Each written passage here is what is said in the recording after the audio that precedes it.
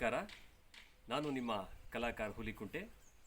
ಎಲ್ಲರಿಗೂ 80ನೇ ವರ್ಷದ ಸ್ವಾತಂತ್ರ್ಯೋತ್ಸವದ ಹಾರ್ದಿಕ ಶುಭಾಶಯಗಳನ್ನು ಕೋರುತ್ತಾ, ಸಿರಾ ತಾಲೂಕಿನ ಹಿಂದೂ ಮುಸ್ಲಿಂ ಭಾವೈಕ್ಯತೆಯ ಪರಮ ಪವಿತ್ರ ಪುಣ್ಯಕ್ಷೇತ್ರ ಶ್ರೀ ಗುರು ದತ್ತಾತ್ರೇಯ ಬಾಬಾ ಬುಡನ್ ಶಾವಲಿಗಿರಿ ದರ್ಗಾ, ಶ್ರೀ ಕ್ಷೇತ್ರ